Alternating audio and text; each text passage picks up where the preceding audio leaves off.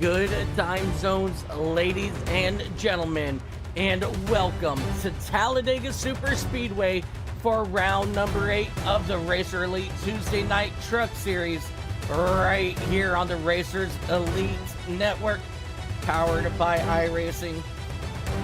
I am Mike Taylor up here in the booth, and joining me here very shortly once he gets home, it's going to be the one, the only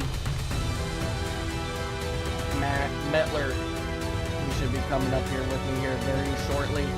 But until then, ladies and gentlemen, let's go ahead and take a look here at your race information for today. This 2.66 mile super speedway will host these drivers for, I believe, just about 80 laps here today. Your air temperature is 84 degrees, 119 track temperature. So the track, it will be a little bit there on the hotter side, but that's going to bring in a lot of really good racing. So don't let that deter these guys from driving as hard as they can. And that outside lane may prove to be one of the places to be out on track.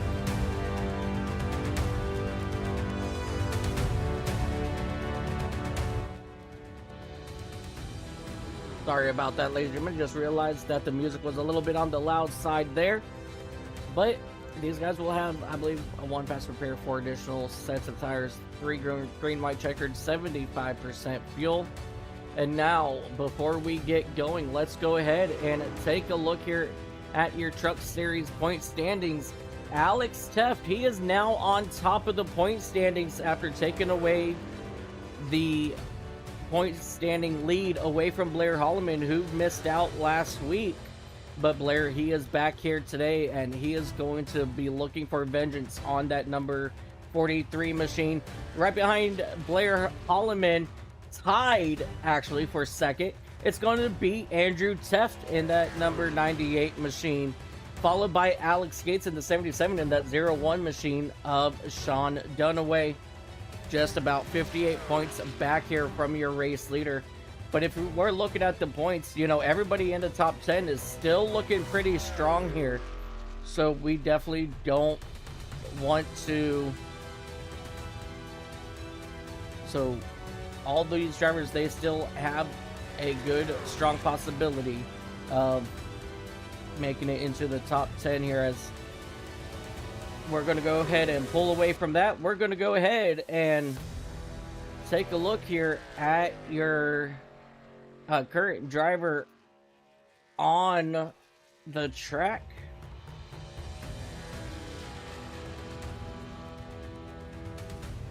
Right now, that's Brendan Sanfilippo. His last lap by was a 55.734. Leader time was a 54.779. So I apologize deeply about that, ladies and gentlemen. I guess my OBS is wanting to start acting up again on me. I'm not exactly sure why, but it is something that I have to once again try to figure out why it's not wanting to work.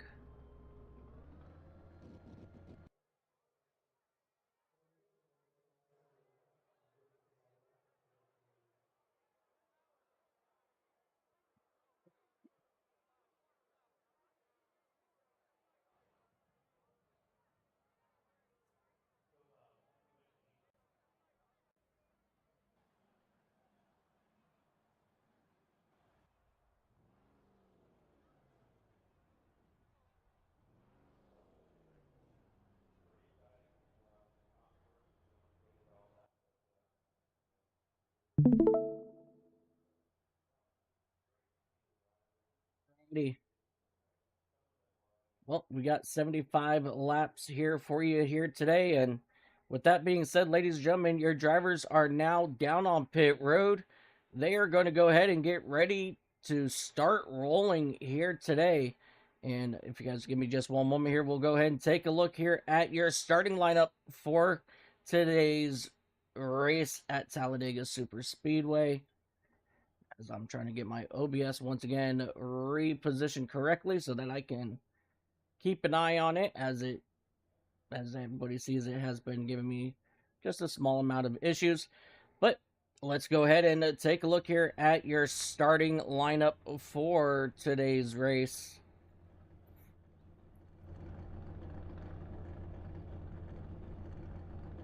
Starting on the pole in that number 93 racer, or that 43 racer elite machine, it's going to be Alex Teft.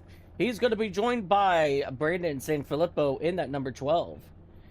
Inside row number 2, you got the number 23 of Frank Chavez in a new looking paint scheme. To his outside, Kirby Wainscott in the Racers Elite machine.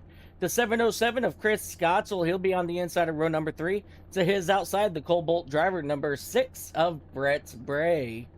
Inside row number 4, the United States Marines number 77 machine, driven by Alex Gates. He'll be joined by Curtis Ecker. Inside row number 5, in that number 22 machine, is going to be Jonathan Stidham. To his outside, the 99 of Philip Archibald. Inside row number 6, you got that Bud Light driver number 55 of Truth Hope. To his outside, you got the Cordwell number 26 of Joshua Norton Jr. Inside row number 7, you got that Dodge machine of number 27 of Blair Holloman. To his outside, the 01 of Sean Dunaway. The Road Ranger number 98 of Andrew Tuft will be on the inside of row number 8. To his outside, the 88 of Troy Thomas. Inside row number 9, the number 86 Hess gasoline machine of Kyle Hess. To his outside, the number 4 of Dennis Kane. Row number 10, it's going to be the 94 Christopher Pendell. He's going to be joined by the 57 of Aaron Roth. And rounding out our field, the number 50, driving that Grizzly, beautiful number green, number 50 machine of Terry Fennell. And that's going to do it for our starting lineup here today, as these drivers get ready for 75 insane laps around this track. And give me just one moment. And ladies and gentlemen, now knocking at the booth is going to be the one, the only, the amazing voice of Matt Mettler. Matt, Mike, you got a copy, sir. I got you loud and clear, brother. How are you? I am doing absolutely fabulous, and let me tell you what, this season itself altogether has been absolutely insane, and I think today is going to produce the same kind of racing. Hey, brother, it's Racers Elite, it's Earnhardt Country, it's Talladega, and I'm fired up and ready to go, and you know these drivers are as well. As that pace truck now turns in, we get ready to go green flag racing for the first time tonight, buddy. Yep, these drivers get ready to turn green flag into this long tri-oval. And let me tell you what, for some odd reason, my cameras are not correct at the moment, but we are green flag racing. And I'm going to get that fixed up here in just a hot minute. But these trucks are roaring to life as they head down into turn number 1. Alex Teft, Brandon Sanfilippo still side by side for that race lead. Brandon Sanfilippo not getting any help as of yet, but here comes Kirby Wainscott in that Racer Elite number 10 machine. He's now to the back bumper of Brandon Sanfilippo, and now they're going to start to make that easy, quick charge to the front as they head up into turn number 3 for the first time here today. Still alongside of Frank Chavez is Brandon Sanfilippo, and everybody else behind him is doubled up here. It's a double, it's a high-speed pace lap at this point. Finally up to speed now for the first time this evening. The 43 in command of this field as he rips it on the bottom. He's got all the pushing from the 23 of Chavez. Sanfilippo still trying to lead that outside lane. Now he's going to look for some support from the Mr. Crispy Man in that 10 machine, Kirby Wainscott. However, no Colonel on board. That's a Racers Elite Network scheme. But I promise you that truck still has all the boogie under the hoodie as they're trying desperately to now pull themselves even down the super stretch. 2x2 side by side. The 707 machine looking pretty poised tonight He's having a great run this far in that TRD-powered machine. He runs in that third position on the bottom lane as it's still 2x2 side by side at over 180 miles an hour, Mike. Yeah, talking about Chris Gottsel in that 707 machine, he is becoming a fixture here in the top 10, even the top 5 at times, here early or a little bit past our halfway point in the season now. So Chris Gottsel, he is starting to come to his own here in Racer Elite, and I'm excited to see when Chris can possibly get his first win here in the Racer Elite. Yeah, it's only a matter of time, I think, and I agree with you 100%. Watching him evolve and just, as you said, come into his own here, you can see the development and you can see the maturity, as well as the big factor, the confidence in this driver, especially over the past couple weeks. And you can just tell by the way that he makes those maneuvers in that truck. He's just feeling comfortable. He's feeling confident. And that's what you need before you can start ripping off victories. I believe this driver is poised, and it's only a matter of time before we find him in victory lane. Now Sanfilippo is going to come down from the top side of the racetrack down to the bottom, overtake P1 here momentarily. However, the Colonel has other plans now on the high side of the racetrack. Oh, almost an offset push there from the 6 machine. They're going to have to check up just a little bit, and that's going to give the momentum back to the bottom lane. It's the 12 coming down the backstretch once again here, almost gridlocked at 180 miles an hour. Checking to see if we have any really big movers thus far. Coming up the middle, already using the sucker hole. That is the 26 of Chavez. No help, no problem. He's using the side draft to his advantage right now, and he is holding his position right now, Mike. That's impressive driving from the 26, and now out of all drivers, the 10 is now going to join him in the middle, Mike. We are getting rowdy here, and it's only lap 4. Yeah, the 26 is actually Joshua Norton Jr., Frank Chavez is up there in that number 23 Raptor machine. It's all right. It happens because, let me tell you what, these drivers have been changing numbers so much this past month. I'm still trying to keep up. And, I mean, we've got, Josh Norton going from the 24 over to the 26. And we also have Blair Holloman, who was driving that number 32 machine. He switched over to the 27 machine. And, so we're still playing catch up here just a little bit on who's who now, with a couple of these drivers changing numbers. And I believe early on in the season, I believe Jonathan Stidham in the 22, I believe he may have also changed numbers. Yeah, the musical carnival of numbers continues here in Racers Elite, always trying to keep us on the edge. You saw the 77 there, the Semper Fi do or die ride, go Black Ops mode. He actually blinked out for about 3 or 4 seconds. That's the last thing you want, especially at a super speedway race. The 6 clearly was trying to respond to that. He backed off a little bit. Now he gets a big run on the top shelf. Here comes the 99 in tow of Archibald. It is fast and furious, 3 wide, and here comes the HMFIC. Andrew Teft took a peek to the middle as well. In fact, he now joins that 77. They're looking to bring some heat up the middle and trying to get this line also reformed. Now a big push from the 99 back to the 6. This all happening with just 6 laps on the board. Oh, the 55 in the wall. Yeah, Truth Hoke, he just got into the outside of wall there on exit of turn number. Oh, be careful. Archibald not clear of that 77. That was about to be big.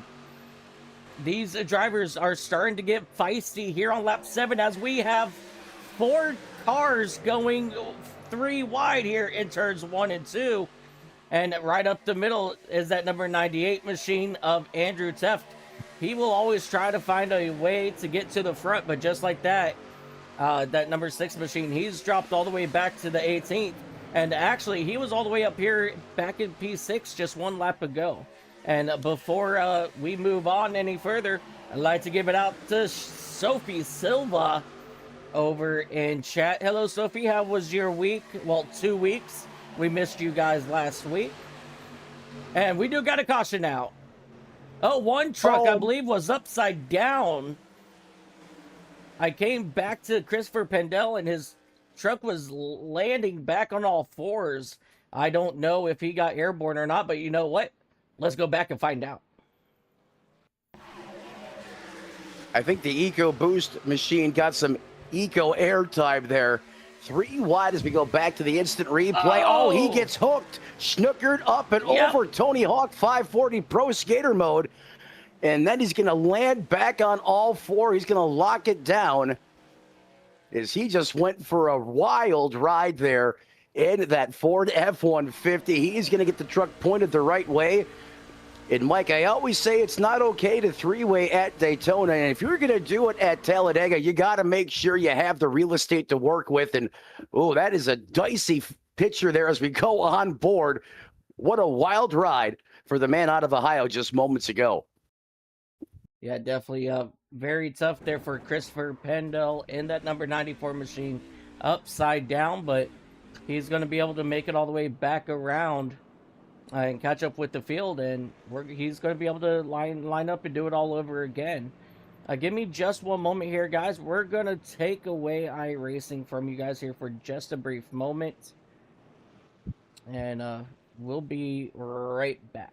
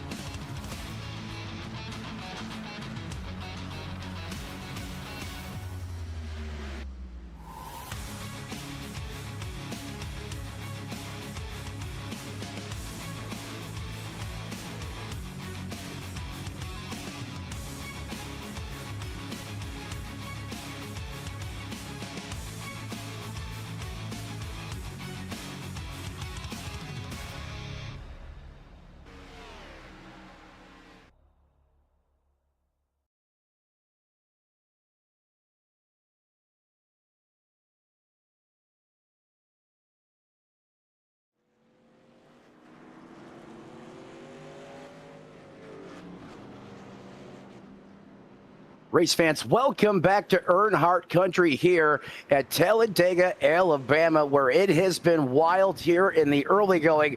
Christopher Pendle, fresh off of a takeoff-like experience in that EcoBoost F-150, courtesy of 3 Wide Gone Wrong. And you know what? Reminds me a lot of Earnhardt Sr.'s wreck here back in, I believe it was 1999, when he flipped over, landed on his lid, a lot like the 94, righted himself, and then as he was getting into the ambulance, he said, hey, wait a minute, see if that car will start up. It fired up. He got out of the ambulance, back into the car, and drove it back to the pits and went on to finish that race on the lead lap. Very reminiscent of what Christopher Pendle did in the truck here. He's going to restart. It looks to be in that 18th place position, so he's going to be deeper in the field. However, still a lot of time remaining in this race. As you know, Mike, as long as you're on the lead lap, you have a realistic chance to win this. So do not panic if you're Pendle. Still plenty of time. And I believe he did use that fast repair, though. So he's going to have to proceed with some caution, not having that available should he need more repairs done to his truck later on in this one.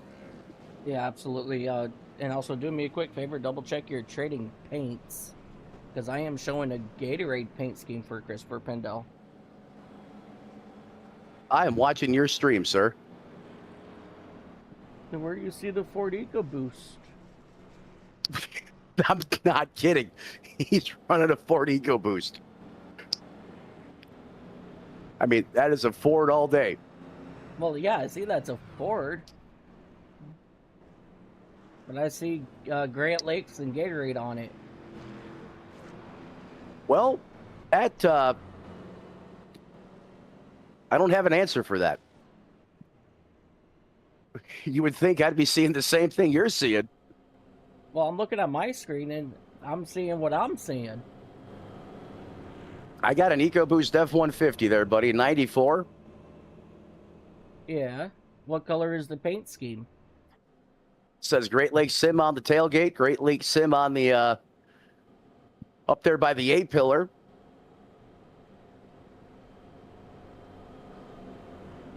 Oh, you're It's just blue. saying the Ford EcoBoost. I got you. Well, yeah, it's an EcoBoost F-150. Oh my gosh. You know what, guys? I quit. I quit. Oh, I see. You thought I was saying it was spawned like a factory truck. Yes. I quit, guys. I'm done. I'll just call it the F-150.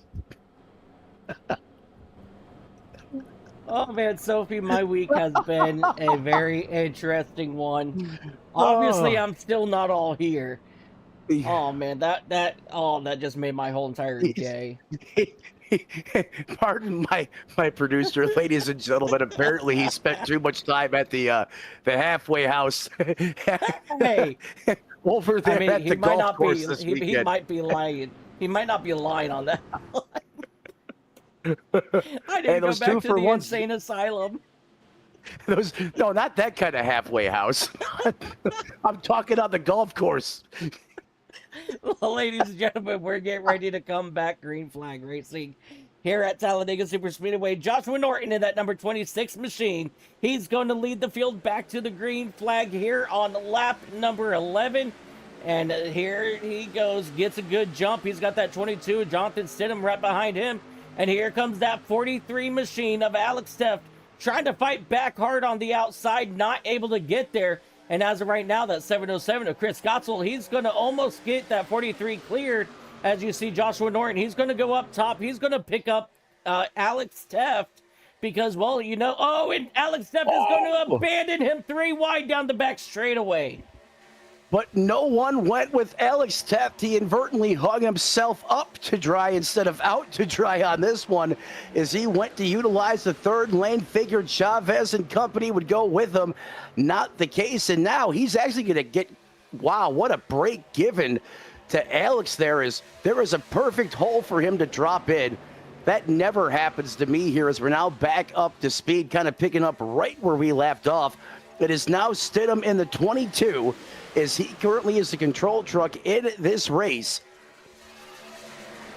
Norton currently runs 3rd. That's your podium. Gates, Chavez, Roth, and the other Teff, the Alex version now. Remember, he was just up front leading that outside lane. Now slips back to that 7th place position. And then Christopher Pendle is going to round out your top 10. Dennis slotting there in P9 as well, Mike. Yeah, absolutely. As you see these trucks hit up here into turn 3 and 4 here, working lap number 12. And that outside lane, it doesn't seem like it's wanting to get moving very well. It seemed like it started to work a little bit there in that first little run that we had leading up to that caution. But now it just seems like that outside lane is just stalled out because they're not able to move much further than P4 at the moment. Yeah, in this fixed setup configuration with this truck, with the current draft package, if you want that outside lane to generate some momentum, you basically got to be inside the cockpit of that truck on the bottom lane. What do I mean by that? You got to side draft the bejesus out of the bottom lane. Another trick you can do is if you're Alex Teff in the 43, that 3rd truck in line, if he drops down and deploys the proverbial air brake on the 57 per se, that will help generate some momentum. But outside of that, it is darn difficult to really get that outside lane going. And just as I say that, Teff kind of does it. And here comes the momentum on the top side of the racetrack. They almost make me look like I know what I'm talking about for once, Mike. It's almost scary. Yeah, it's so crazy. It's Chris Gotzel. Oh no, Chris Gotzel's around. Trouble up here in turn numbers 1 and 2. Christopher Pendle, he's involved. The 6 of Brent Bray's involved as well. Sean Dunaway in that 0-1 machine, he's getting involved as well. Kyle Hess involved, and I believe Blair Holloman involved in this one as well. Yeah, there's Sean Dunaway finally pulling away there as well. But, man, a lot of good drivers involved in this one. Terry Fennell, I believe Troy Thomas, he was involved in this as well. So let's go ahead and go back let's take a look and see what happened. Going back to the instant replay here. Again, there we go, right there. It was almost like that burst of energy from the high side of the racetrack there. Almost was catastrophic. That was the, that was the calling card of this. Is everyone trying to jostle up here, and then it all starts with a bad push off the nose of the 77, a racing deal, and that's going to get the 707, I believe, squirrely. He's going to then go up the racetrack, bonk the 26, and then it is on like Captain Crunch from there. As you can see now, these trucks trying to scatter. The 707 gets turned straight back up the racetrack, and then nowhere for the 94 to go as he absolutely pummels that machine at the top shelf up into the safer barrier. You can see Pendle's got that F-150 locked down, Mike, and then there's some extra shellacking going on, especially right there from the 6. So he comes up and gives him a shot in the driver's side door, and then peppers off the 01 if he didn't have enough damage there. Yeah, absolutely. And looks like the 86 of Kyle Hess, he was able to sneak by there on the inside, so good heads-up driving by that 86 machine. Yeah, that was a tough one to kind of avoid just the way that it evolved. All the escape arteries were pretty much closed up, and then, what goes up must come down. And I'm talking here at Talladega, not, the metaphor that, applies to gravity just in general, so forth. You got to be able to time it. When it goes up the racetrack, there's a window, a certain amount of time you have to get through that before it all comes back down the racetrack. Watch this as it unfolds at speed at home, folks.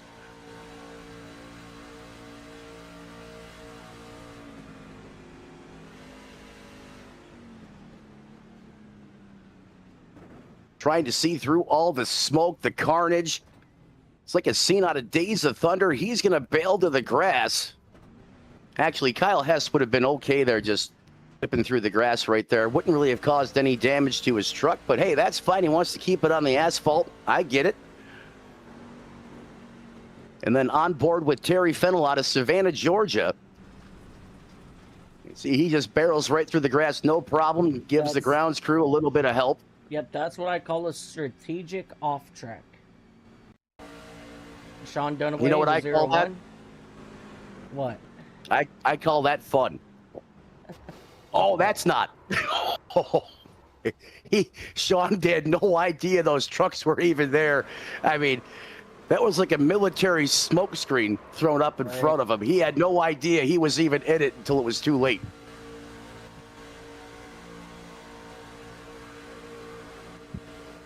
Chris got up into the 26 of Norton, and I think that's what started to get his truck turned around here.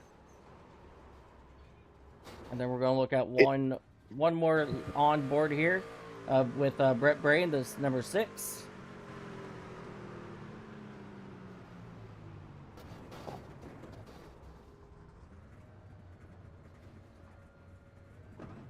And very unfortunate for a lot of these drivers. Yeah, the big one here on before lap 20 of this race. Oh, hang on. Blair Hall is hollering saying, "You missed me." Blair, let's go back and take a look at your onboard through all this.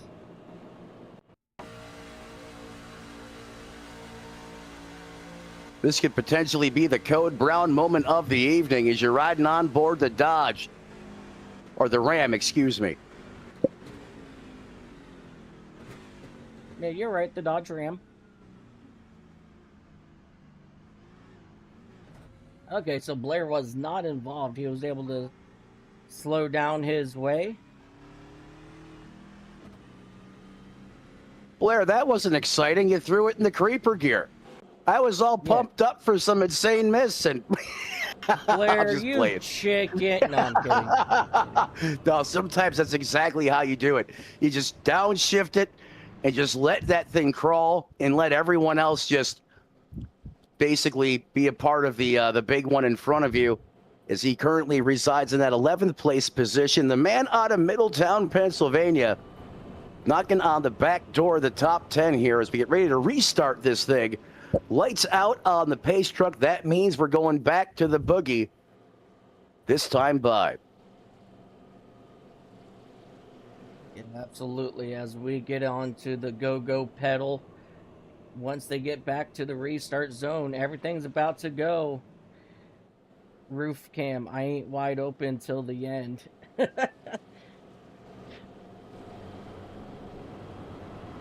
Look, I didn't make these cams, Blair, so don't shoot me, okay? This is all Whiplash Sim Cam. Just saying. That's why us broadcasters love third-party, content support, because now it's not our fault anymore. We didn't make it. I mean, technically I could, because it's actually very easy to do. It wouldn't even take me 2 minutes to get that camera set up. But we're gonna get ready to go back green flag racing here once again. Starting out front, it's going to be Alex Teft and the 22 of Jonathan Stidham into the restart zone, and we are green flag racing once more here at Talladega. Lap number 17 is now in the books as these trucks get hard on that go-go pedal and fly up here into turns 1 and 2. The go-go juice is back set to 1,000 here, as Mike just said. Green flag action all around this 2.66 mile super speedway in Talladega, Alabama, as those V8s come roaring back to life. No surprise, the bottom lane is going to prevail on that restart, as taking a quick peek at the drone cam right there. It's actually a really cool shot, if you ask me, is the 43 back large and in charge here on the bottom. He's going to have a familiar face in the 22 of Stidham helping him do the heavy lifting. Then on the high side, it's the man, the HMFIC head cook, chief, and bottle washer, pushing the 99 ride of Archibald, and I'm still digging that paint scheme. Almost a little bit of death wobble right there out of the 99. Teft backs off, allows him to regain his composure. And Mike, that's one of the other things I've noticed with this truck. When you get right up on someone's bumper in a draft formation, or what we're doing right now for all intents and purposes, it's really easy for that lead truck to start to shimmy and just wobble back and forth for whatever reason. And when that happens, it makes it even more difficult to push, because you're trying extra hard to line up your bumper, and then sometimes you actually end up making a mistake as the pusher because of it, and bad things can happen. That was a veteran move by Teft there, just rolling out of it a little bit, letting him get his truck set, and then back to the business side of things. Another lap comes off the board here. Going to be working lap number 20 this time. Bide at the line, and it's all Teft, the Alex version, in that Toyota, carrying the torch.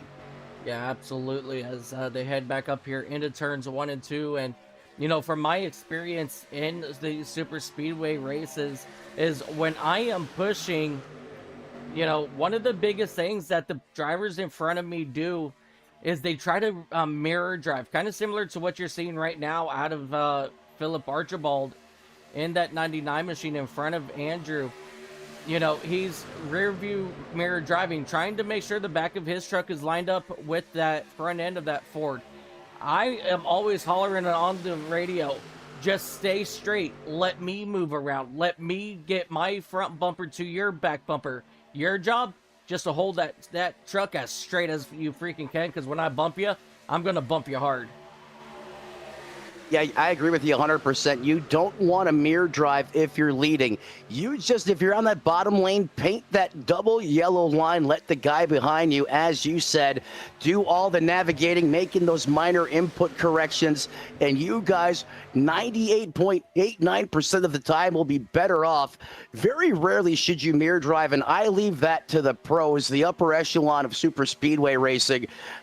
Very well said there, Mike. And look at this on the outside lane. The 99's feeling spicy. He's going to go up there and challenge the little brother, I believe, of Andrew Teft, and he's bringing himself into the picture. The Teft brothers are both inside of the podium. They own second and third. Archibald commands the lead here as we come back through the tri-oval. I thought he was going to clear down, but he makes a smart move and doesn't abandon the boss man. And now he does it. Of course he does. Yeah, Philip Archibald did everything right that last lap. He held it more straight than he did the previous lap. And look where he's at now. He is out front leading this truck race here at Talladega now as they hit the back straightaway. So right now, Philip Archibald, again, he just needs to stay down on that yellow line, keep that truck as straight as you can, because also, you know, with that being said, you know, something I also wanted to hit on is if you push too long, your engine is going to start to overheat. So you want to be able to duck out from that truck in front of you to get air to your engine. But if the driver in front of you is mirror driving, he's just going to keep taking away that air, and it's going to keep heating up your engine. So that's another thing, you know, when you're out front here, as you see Andrew Teft and Dennis Kane now take over the race lead, you know, you don't want, you know, you don't want that truck in front of you to move, because you still need to cool down your engine too from all that pushing you're doing. And that's where the chemistry comes in, right? Another thing that could happen. Oh, Whoa, what was that? I think they were trying to go 7-8 wide there for a hot second.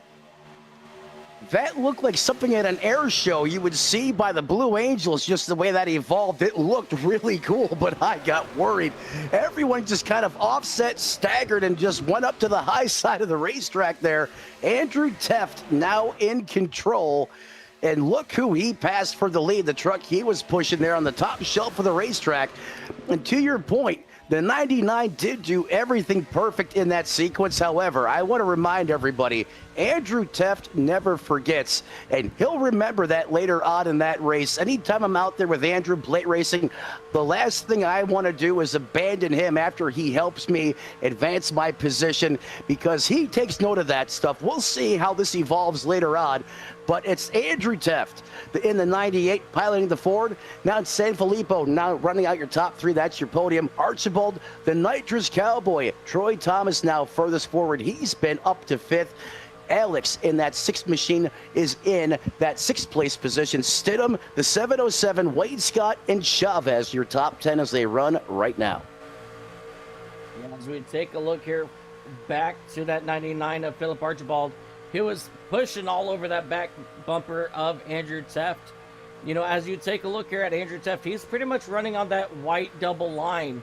That's something I noticed about Andrew, is he will run that line for the most part just to keep himself straight on the straightaways. And that's actually pretty smart. Yeah, a lot of times painting that line on that double yellow line. Now, if you advance your position down there, that's out of bounds. And that's a whole different topic of discussion. But I like the way Andrew is driving and controlling this bottom lane right now. Clearly, you can tell he's a veteran. He's done this a time or two. That is perfect positioning. Why? Well, let's factor the outside lane. The way the outside lane can play the side draft later on in this race. He's not going to let them come down and just dominate him. He still has options. He has wiggle room to move, as well as you mentioned the offset from that truck pushing him, getting that clean air to the nose. It's easier when you have that left side tires painted on that line, or perhaps maybe just an inch or two, to allow that truck pushing enough real estate to get that clean air that truck needs to the radiator or to the oil cooler, and still maintain that momentum.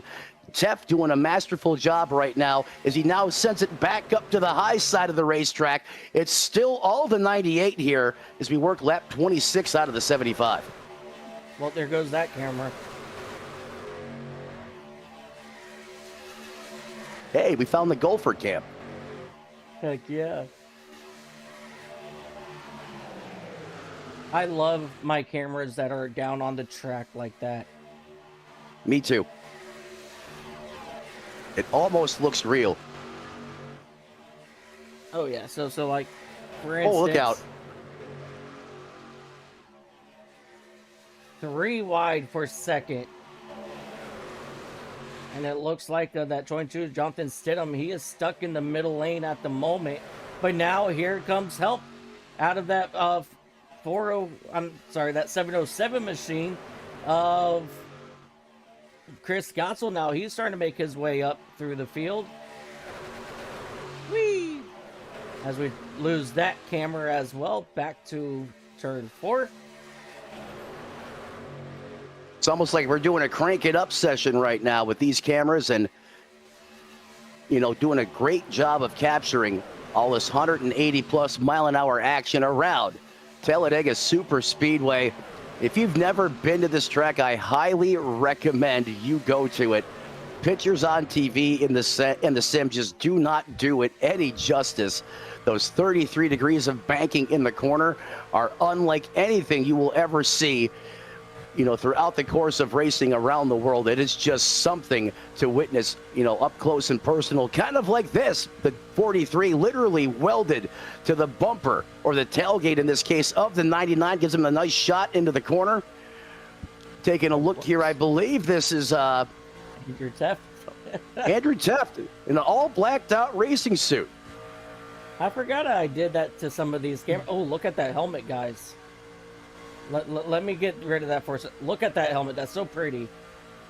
I believe Daniel Suarez has one very similar to that in real life. Sorry, guys. Let's focus back on the racing. Getting a good look I at some love of the those extra helmets. looks. I love getting these little extra peeks that we typically don't get in the broadcast. It's cool to see the extra, time and attention to detail these drivers put into their race suits and, the other things that you can customize in iRacing. The 55 ride, there's Truth Hoke. He is in the thick of it. 3 wide here. Now the outside lane, working the top shelf where Mama hides the cookies, trying to get some momentum. It's being all led right now by the Ram. I believe that was Pendle that thought about going up there too. He thinks better of it as he commits now to the bottom lane. Yep, Blair Holloman on that outside lane as he's got that number 10 machine of Kirby Wainscott behind him. And they also got Alex Gates up top as well. And they are slowly but surely making their way up to the front of this field here on lap number 30, down the back straightaway once more. And now they're making their way up into the top 10. That outside lane, the very high lane, the Kyle Larson line, some call it, way up there in the nosebleeds. If you work that lane right, you can absolutely go places, and you can see these 3 drivers are doing it almost to perfection. If they had one more truck up there, if they had 4, I believe they could go up there and overthrow San Filippo, and then perhaps there he goes. Once they he thought about it. Yeah, Stidham thought about going up there to help Blair Holloman and company, but to no avail at this point in time. And here comes your field. They're going to put Christopher Pendle, the number 94, another lap down as they hit the back straightaway here. Let's find out where that 94 machine is going to go. So this is going to get very interesting. Let's go ahead and jump up here with him as he's going to go ahead and elect to take that high side. And just get a general idea of how fast these trucks are passing him. He does the smart thing here, takes it up to the high side of the racetrack. All these other trucks in the pack, they're going 8, 9, 12 miles an hour faster than he is. And you can see the speed differentiation there, single truck versus a pack. And that's what makes the draft what it is. In all forms of oval track racing here, whether it's the truck, the Xfinity, or even the lost gen, the next gen car out here on the racetrack, which we do feature here in Racers Elite as well. We have everything under the oval gauntlet at your disposal. So if you're watching at home, you think you got what it takes to come out here, make sure you jump in the Discord, get with Andrew Teft, one of the admins, and that could be you out here the next time we are live in primetime. San Filippo continues to lead the way. Troy Thomas is silently worked his way up to that second position in the outside lane. There he is, the Nitrous Cowboy. And I'll tell you what, the 27 of Holloman, he is determined to make the fence work for him. He just keeps going up there, and he will not give up hope in that top shelf lane. Now he's going to get some help there from the 26. A little bit of a push there to get his momentum back. They're going to need some more help up there. It looks like perhaps another truck there, the 22. Stidham thought about going up there. However, there's a huge amount of separation. Does the 22 give up all that track position? He does to back up to the 27. Wait for the bump. There's the transfer of energy. That is done beautiful as they fire down the backstretch and look for these pack of trucks now to surge into the corner, and there they go off to the races. They're going to pull alongside of the 707 now. The 27 needs to get a bump from the 26 to bring that momentum back to the point. Just wasn't there. They should be able to hold their ground. And, Mike, for the first time this race, it looks like we got some numbers at the top shelf of the racetrack. Let's see what these guys can do now. Yeah, absolutely. And as we take a look at them driving up here into turn 1 and 2 once more, you got that 22 on the outside. Jonathan Stidham, followed by Holloman, followed by Norton. And right behind Norton, you got the 77 of Alex Gates. Brett Bray, he's now joined him up on that high side. And now they should be able to get a good lead here on the outside. Here they come up into 3 and 4. Here they are now battling for the second or the third spot. Battling for spots inside the podium here at Talladega. Wayne Scott puts his hat back into the mix. He's working with the Nitrous Cowboy there in the middle lane. Typically this place you don't want to be. Look at Alex Teff trying to go one-man army mode. No help, no problem. Then his brother pulls out late, and he's going to go with the 43. It's the Teff brothers on the move. What a pass. They just basically dethroned the 12 of San Felipe with some classic shake and bake, literally. I mean, that's textbook right there. And both the Teff brothers pulled that off flawlessly. Nothing San Felipe can do. He didn't have any help. They literally just crushed and dumped him right there. A little bit of shake and a little bit of bake, and hey, the Teff brothers are 1-2 now. Yeah, absolutely. And usually when they are 1-2, they are the most fiercest competitors to try to get around. But as of right now, Jonathan Stidham and Blair Holloman, they're starting to prove me wrong a little bit here as well. Here they come, taking over that race lead here into the tri-oval. And Blair Holloman stuck his nose out, trying to cool down that truck just a little bit. He gets clear of Alex Teff. And now they're going to drop down to the middle-ish. Whoa. Oh, Joshua Norton barely cleared himself of Alex Teff. That was wild. Oh, Teff all over the back of him. I don't know how we got that last bit of momentum to clear. He didn't have it. And then all of a sudden that truck got a burst of energy, able to force it down in front of the 43. And now the 43 goes up the racetrack, picks up his older brother, Andrew. Kirby, Wayne Scott, and Toe, and I know you mentioned just moments ago, Mike, they're fearsome anytime they're on the super speedway side of things. They are missing one particular individual, though. Where is Kensley Smith tonight? I haven't seen him out on the racetrack. He's always one of the wild cards you can count on to be up at the front, or even a solid bet for a win. And you always seem to find him working with the 98 and the 43. When those three trucks get together, that's when I hit the panic button. Yeah, Kensley Smith, I believe he doesn't race in our truck series much here on Tuesday nights. But over on Friday nights, when I am live with the Full Send Super Speedway series, let me tell you what, Andrew Teff, Kensley Smith, and 97% of the time, Truth Hoke, those are the ones that are usually up front a lot on Friday nights. Yeah, they certainly are. And a lot of times they're just putting themselves at the right place at the right time. They're qualifying well, and they're just executing at a very high level and a very competitive and a very fun series to be a part of. Great way to start your weekend off with that Full Send Super Speedway series. And I love how we're constantly mixing the car and the track combination up on Friday nights. It's always a great time. Just like the 22 is having a high-flying, high-octane race right now as he leads this piece. It's all the 22 at the front, Holloman in the 27. And look who has snuck into that third-place position, Mike. Yeah, here comes that number 12 machine, or the 26 now of Norton. He's come back up to the front, and he's getting a good push there out of Brandon Sanfilippo as they're trying to get clear of the Teff brothers. They are trying, and once again, they have the numbers on the bottom lane, and they were able to surge back. And ladies and gentlemen, I apologize. The stream that I'm watching has gone like 240p mode, so I really can't see names and numbers. I can just see colors and where the trucks are at. So I'm going to do the best I can for you guys at home, but it looks like that outside lane is now fading just a bit, as that inside lane now reasserts its dominance here, as it's been all race long. Now approaching lap 40, this time by at the line, Mike, and you know what's going to happen now. With over the 40 lap mark on the board, it's really going to dial up to level 1,000 out there on the racetrack. Look for the intensity to reach new heights here in the upcoming moments. Yeah, absolutely. I believe we got just about 35 laps to go this next time by. So that just means one more pit stop is needed out of these truck drivers.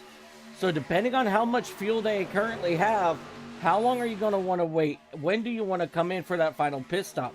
Are you going to want to short pit it, just to get it done and out of the way? Or are you going to be one of the last ones to come in and say, hey, well, here's the caution.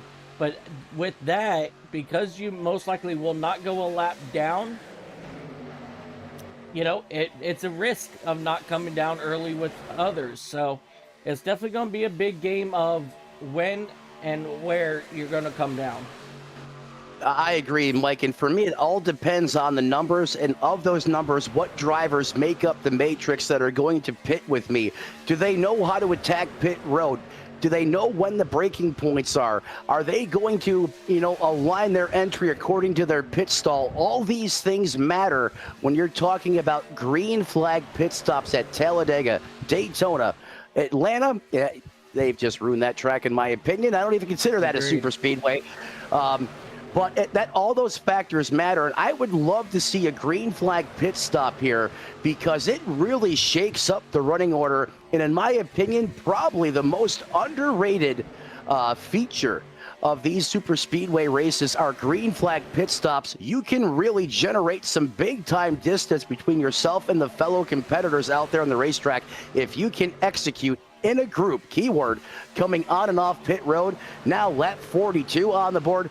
Mike, I'm pretty sure we're going to have to start seeing some green flag action here for at least a can of Sunoco racing fuel, I would think, at minimum, to get the rest of the way home here. Yeah, absolutely. Everybody came down back on lap number 15. So we are working,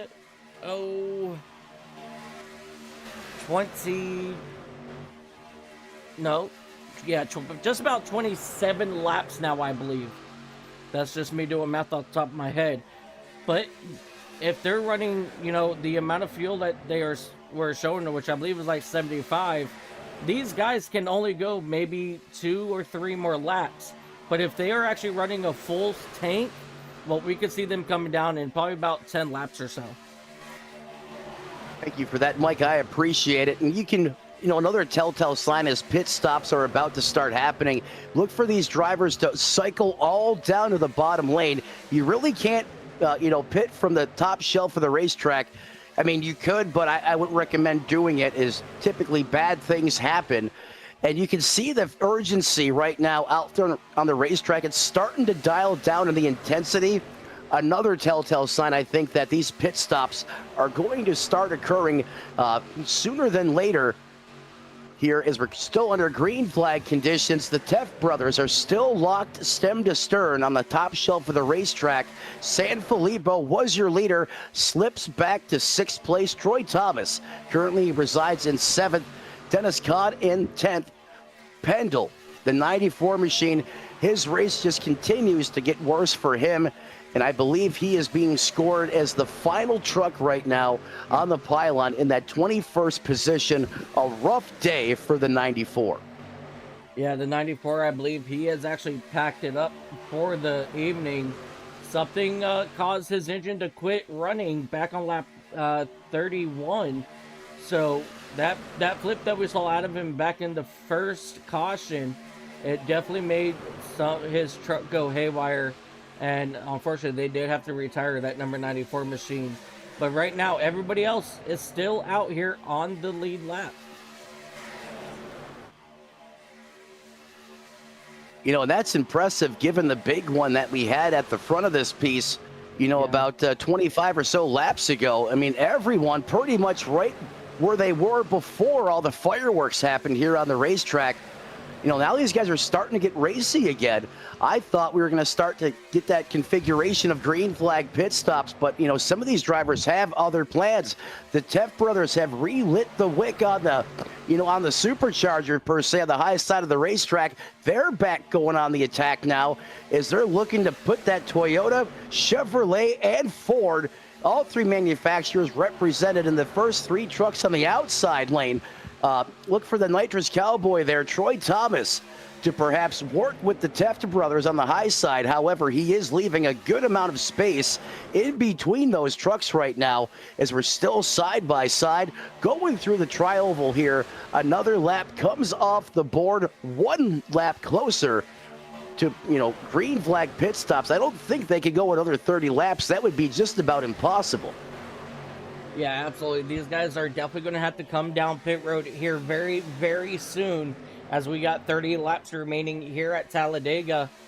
And now that they're back here on out of turn 2, one of the things I want you to watch is those chicken coop racing drivers all to get up top and try to come down with Alex and Andrew Teft.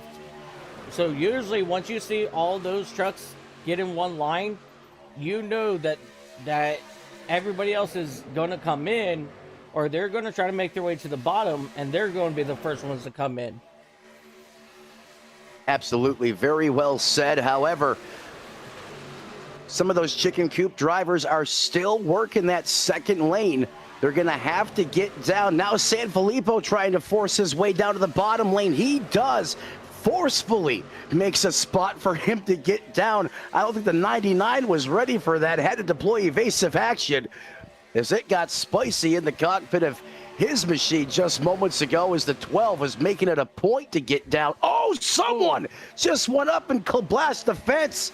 Who was that in the Chevrolet? That would have been a Truth Hoke in that number 55 machine. Absolutely clobbered the outside wall. That's going to be some damage there on that number 55 Bud Light machine. So that's definitely something that you don't want, as we got our first drivers making their way down onto pit road. Here's the mad scatter, the dash for pit road. Oh, save it, save it, save it. Don't hit the wall. The 20. Wow. Nice save, but that's going to cost him dearly.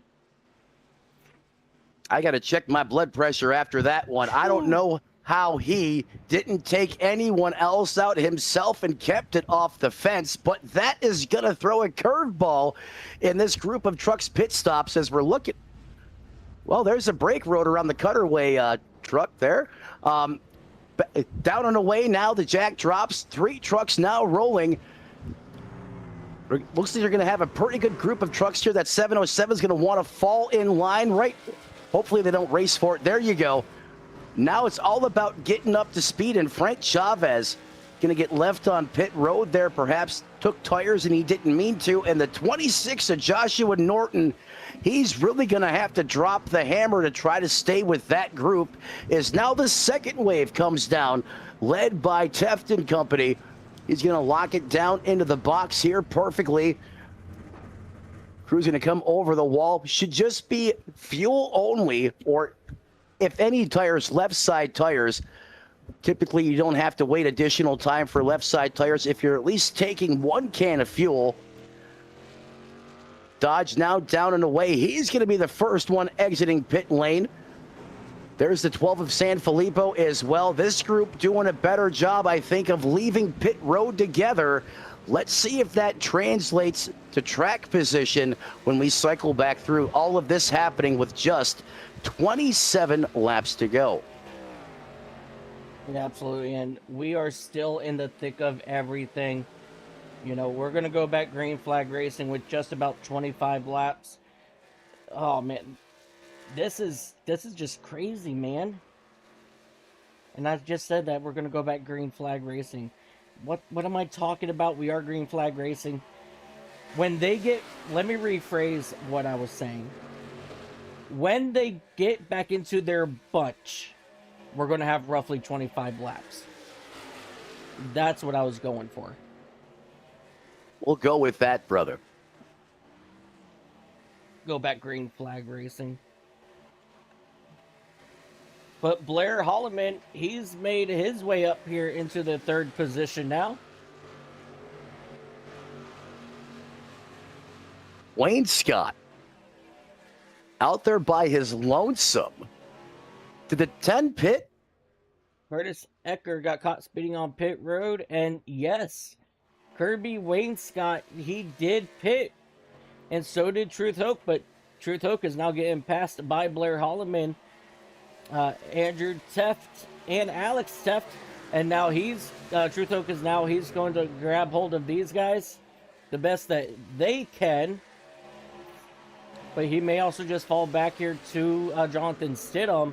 But here that comes the field. They're trying to catch the 10 here of Kirby Wayne Scott.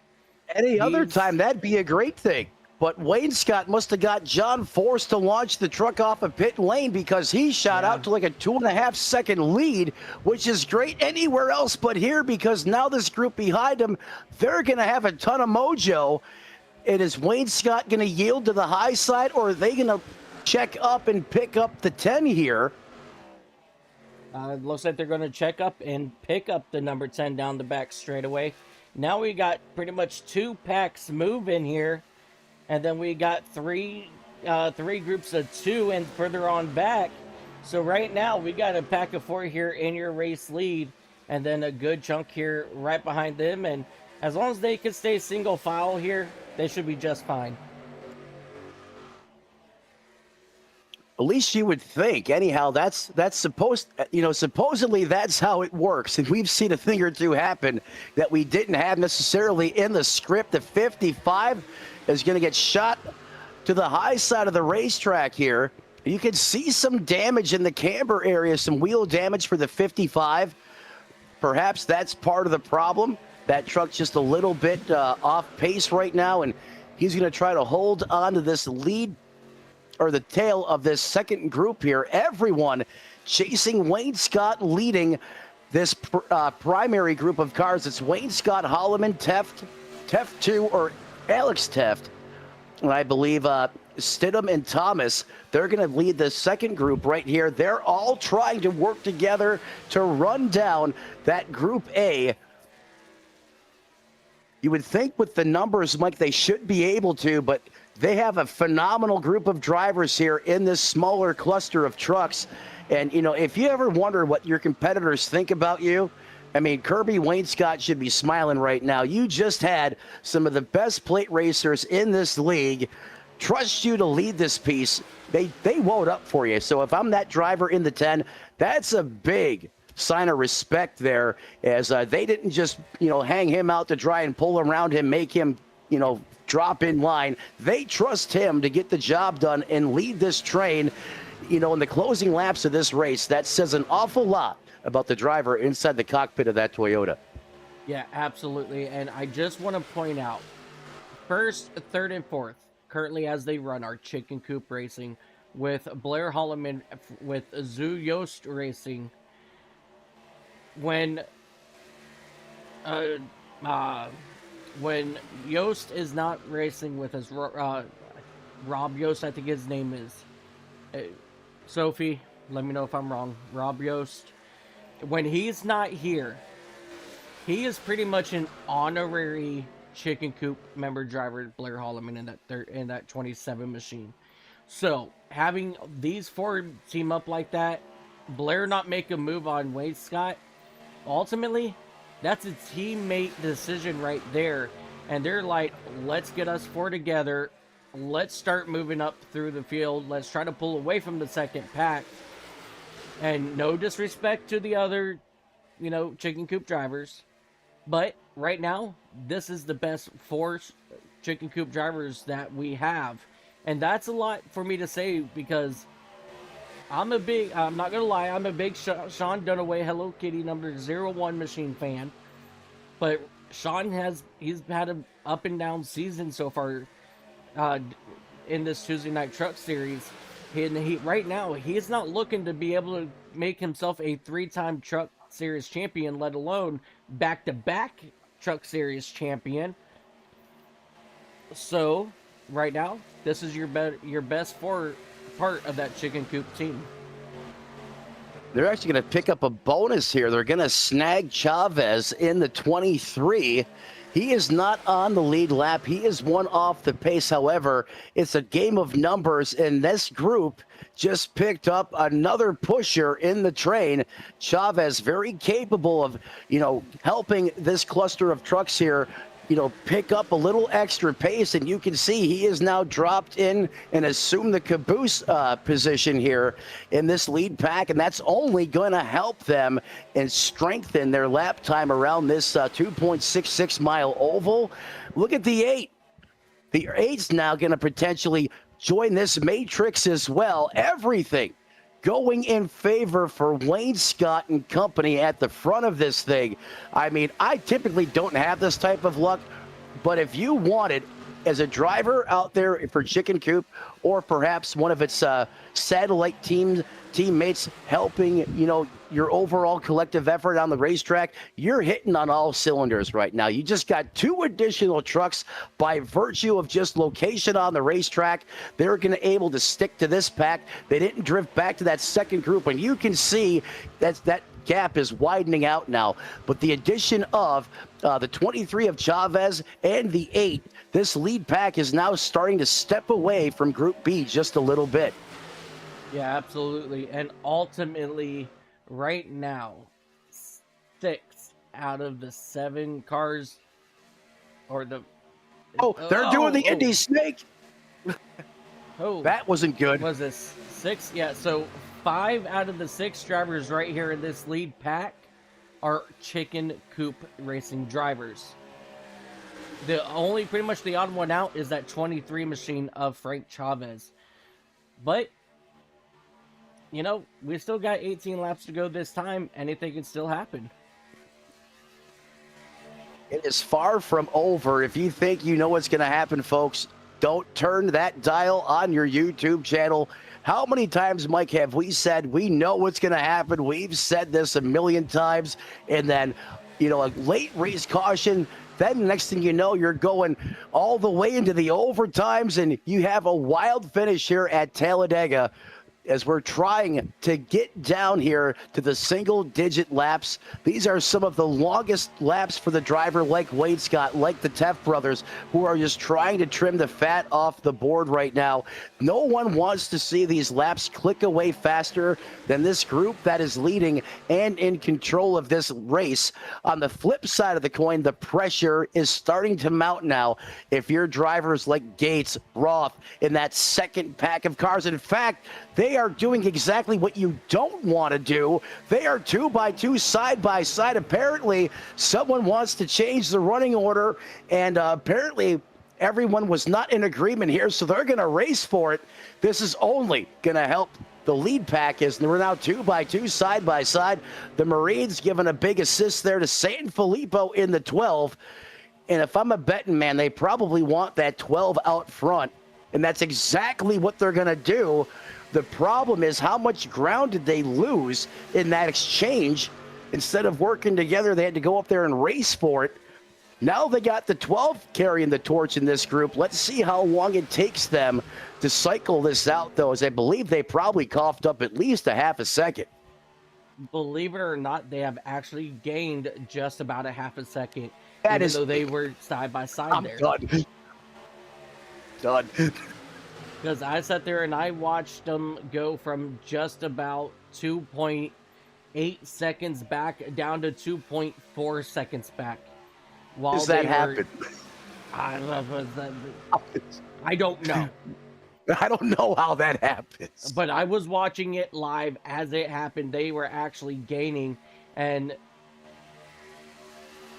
now they're actually starting. No, wait.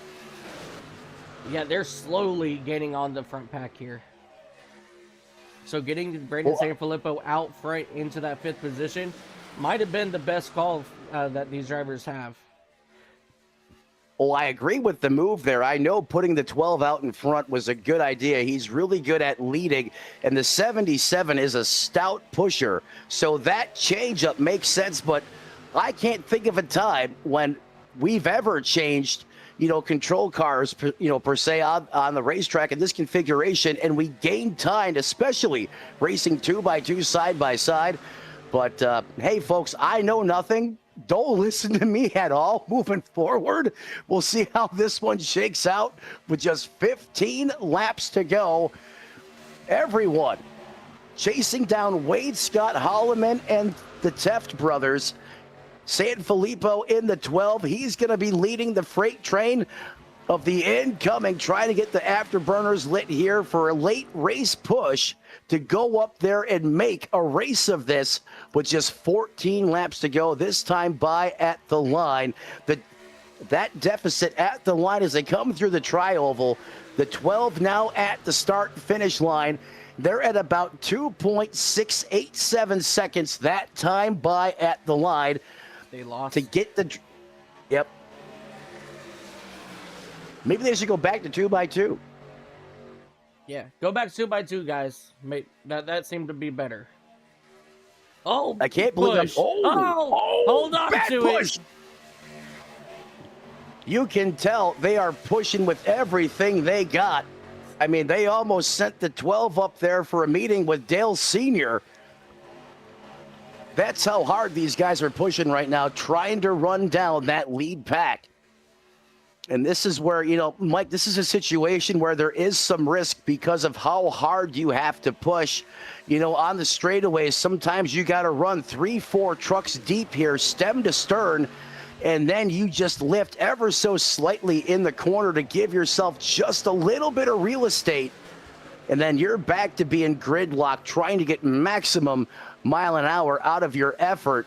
But that has its own problems, as we just saw as Sanfilippo almost got fenced here just moments ago. Yeah, one of the biggest things, is you want to be able to push the guy in front of you, but you don't want to give him a bad push because that will actually slow these guys down. They lost pretty much 0.4 seconds on your race leaders because of that, and now they have to try to make up all that time as they make their way back here into the tri-oval with 12 laps to go this time. And you want to make sure that, you guys are nice and tight, as straight as you guys can be. And unfortunately, with that 55 machine going up the track like that, believe it or not, that's actually going to slow these guys down. It absolutely will. They all have to work in unison, per se. And you know what? It's, with 12 laps to go, if I'm in the 77, if I'm in the 88, of course we always want to win these races. That's why we're out there. That's why we compete and we do this. However, you have to start thinking points picture here. Why, if I can't win the race, do I want to take myself out of a top 5, a top 10? And when you have to push this hard, sometimes things happen, that are out of your control. May not be a bad idea for some of these guys. If it doesn't look like you're going to run down that lead pack, at least come out of here with a good point stays. Did I just see 2 trucks side by side? That you did. It's our lap down cars. Oh, they're going to... Okay, so now this makes things interesting. Because now you have 2 trucks at the tail dropping the e-brake, and look like this. Now Teft and Alex are out of line. They make a change now. Alex version goes to the point. He's going to lead this. Or excuse me, camera trickery there, folks. I apologize for that. With still Wayne Scott leading the point here, but however, they didn't like something. They had to switch him up a little bit. Let's see if that gives some time back to Group B. And we're back to about 2.3 seconds. So they're definitely starting to regain on this front pack, and with that 23 and the 8, running side by side the way that they just were, it didn't really help out this front pack, because then Andrew Teft and Alex Teft both started to run side by side. I hate to break it to you folks, but Someone back there in the 12 found the bottle opener to the nitrous bottle, and he just pushed it. And they are now gaining ground on this lead pack. They better radio up front and tell Wayne Scott to hit the extra crispy button again, because they got to go. That Dodge needs to get involved and get the Ram to the back of that TRD-powered machine, and they better get to going, because you don't even need that 2 seconds. Really, you need to get about 7, 8 tenths to that truck in front of you before that draft effect kicks in. And if that happens, it's going to have a major kerfuffle at the front of this field, because the amount of momentum you have when you start to gain on trucks in front of you, they should be able to slingshot to the outside and proverbially overtake that bottom lane, as it's just 9 laps to go. The 77 takes a header into the wall. Caution is out. I can't believe it. Yeah, just under 10 laps to go. Caution is out. And look at who this benefits. These 4 trucks back here in the back. Never say never. Never say never.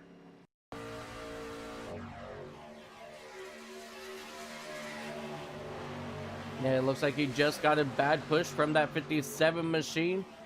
Oh. That truck tried to go airborne, but came right back down. And see, that's one of the unforeseen things that can happen when you're in a heavy push situation.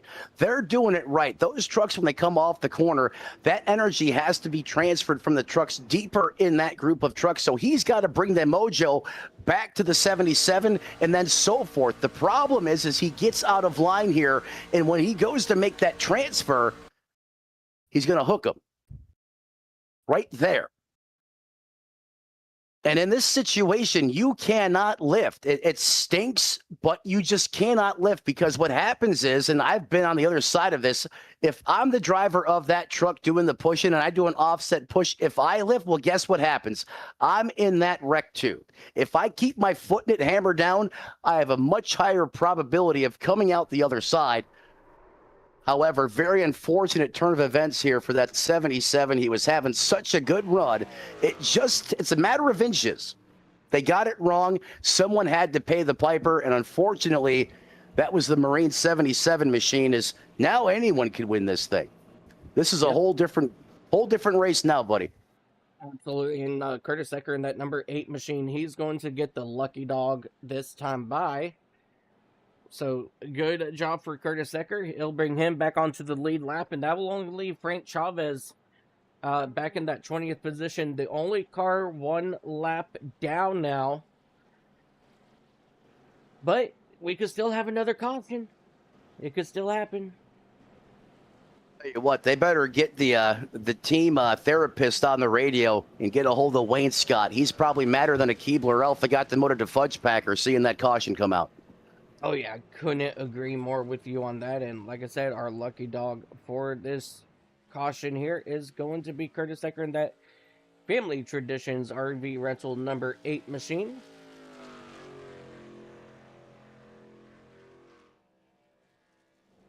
But this is going to be interesting.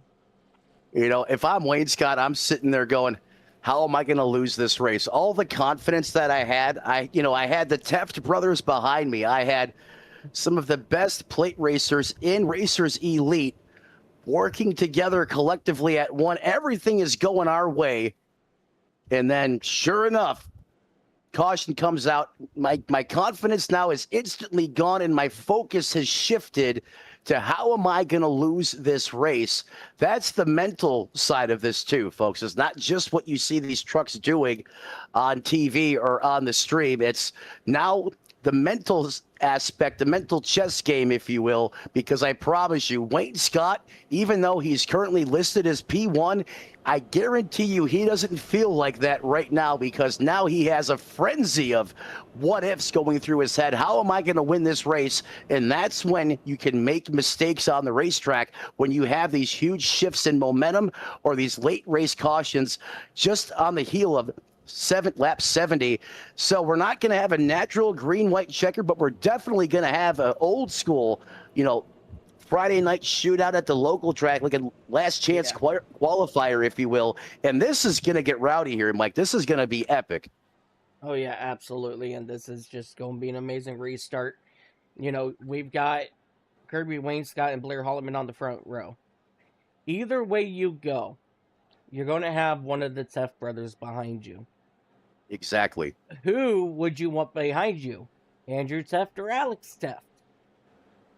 Well, That's if the it's me, question. I have more experience racing around Andrew than I do Alex. Both of them are very capable. And we know I'm a big fan of Alex Teft out there on the racetrack. He just, man, that guy knows how to go prime time when he needs to elevate, and he's won some amazing races here during my time here at Racers Elite on the broadcast side of things. And everyone knows his brother Andrew is a threat to win every time he's out there. So for me, just because of the experience on the racetrack, I would go with the 98 because I think I know what he's going to do. However, you can't go wrong with either one of them. Maybe a manufacturer preference. I mean, I drive a Toyota, but then again, if a Ford's going to work with me and it's Andrew Teft, I'm sticking with him. You know, I'd probably change my mind the longer I think about this as the lights go out on the pace truck. Kirby going to take the outside lane here. He's going to want to work with the Yoda on the top shelf of the racetrack. That's going to put the Ford and the Dodge on the bottom lane. And then they're going to have San Filippo all of a sudden in fifth. Stidham, the 22, is not out of this by any means. And don't forget about the 4. He is lurking back there in seventh. I mean, in all reality, 19 trucks still have the opportunity to win this race. We're going to have Absolutely. 5 laps to go.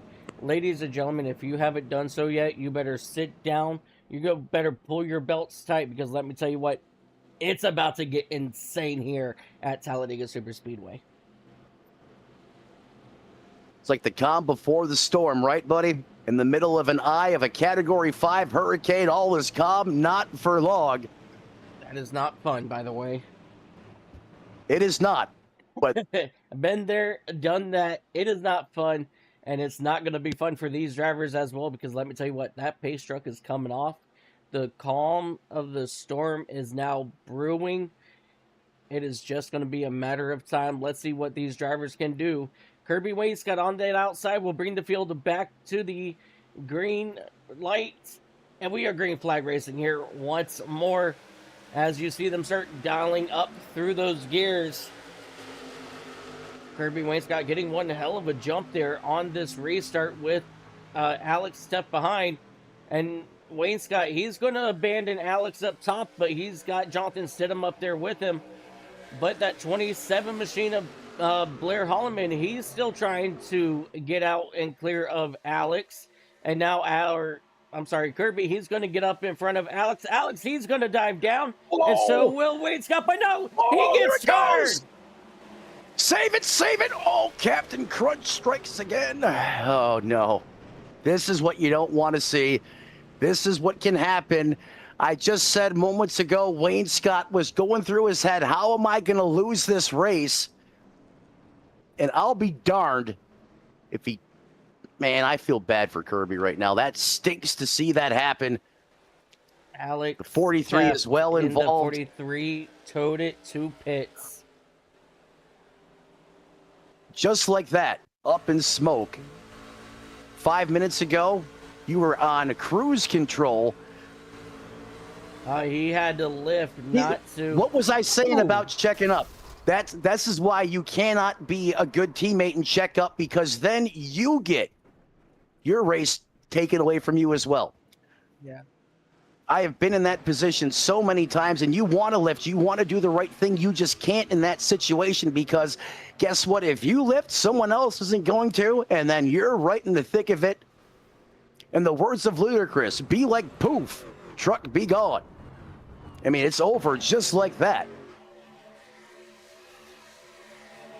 Oh, you hate to see this. These guys race so hard all race long, but hey, this is also why this type of racing sells out grandstands across the country, because you get this high-flying, high-octane racing action, and you never know who's going to win it until the final lap. The 12 gets it woed down as he was on a collision course with the safer barrier. Minimal damage there for him. He should be okay. minus perhaps a race suit. Yeah. How did Kirby come out the other side of that? Well, it all happened behind him. Let's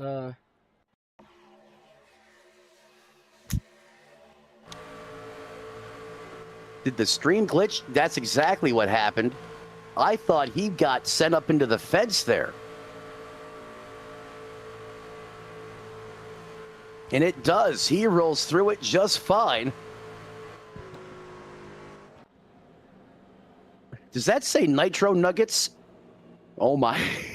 It does say Nitro Nuggets. And let me tell you what, he must be full of Nitro Nuggets right now because he is out front. He has been out front for actually quite some time now. And so this is going to be very interesting to see how all this plays out as you see. See, we call that broadcast candy right there, Nitro Nuggets. So if he podiums this race, we have to ask him what Nitro Nuggets are. I've never heard of anything quite like that.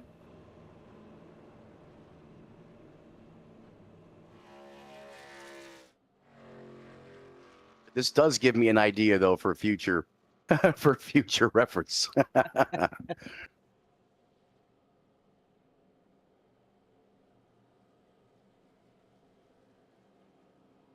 So if the stress levels hasn't been, punching the excitometer, off of the limiter, this re-rack 'em, restack 'em absolutely will. Is now you have a couple of the best trucks, the dominant ones, suddenly out of this race. That's going to shift the drivers forward. And now you have Stidham.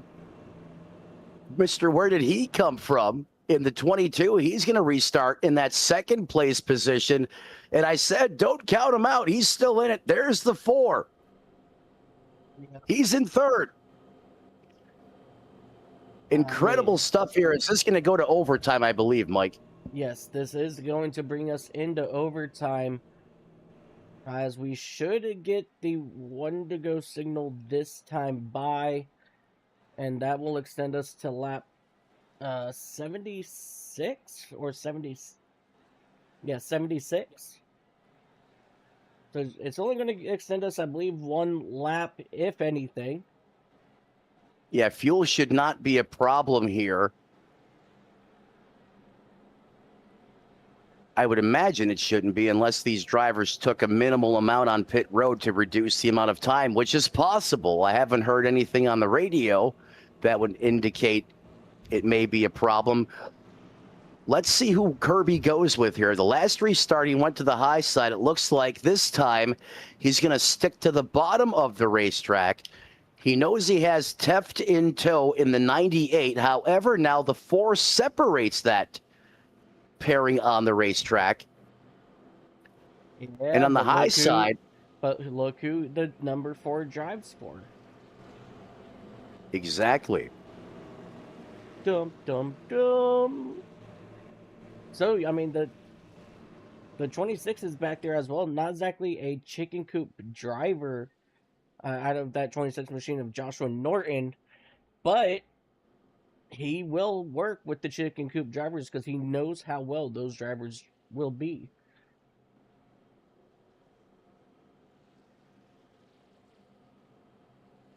He's one of the chicken feeders. Yeah. And if I had to tell you right now who was going to win this race, I have no clue. No clue.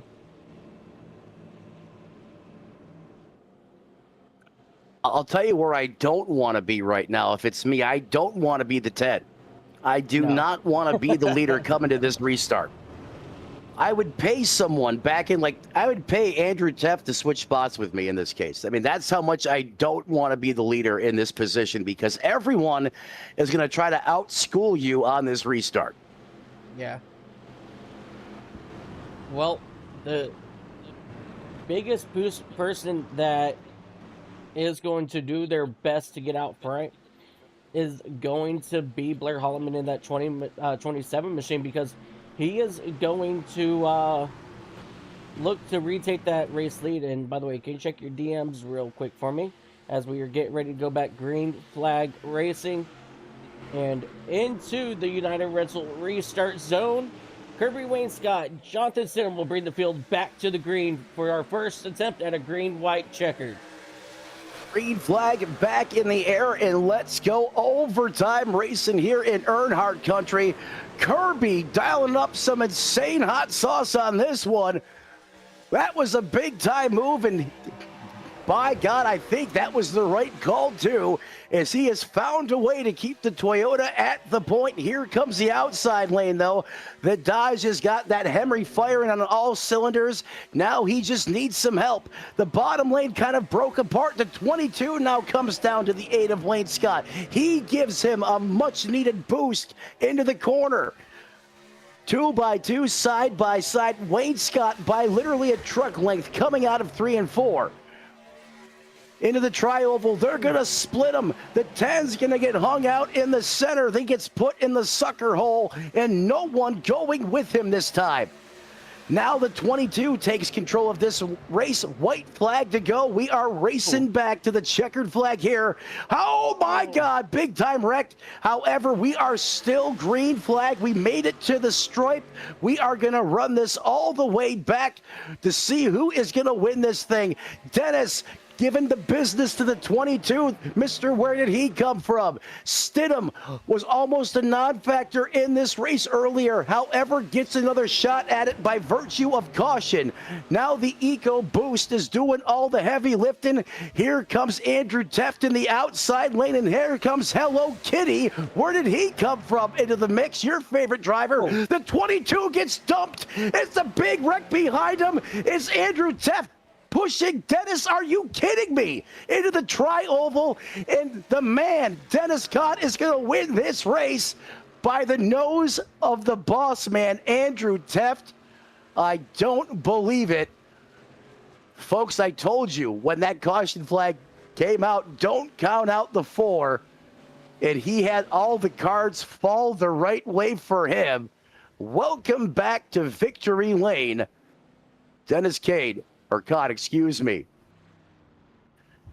His heart's got to be beating 1,000,000 miles an hour right now. You're going to see the Hello Kitty man come up, give him a push. I think Kane and might how be about out of fuel. He might be out of, is he out of fuel? No way if he is. He could just be this. Oh, that wasn't good. Let's find out. I mean, someone just caught a race car to the tailgate there. He is bleeding RPM.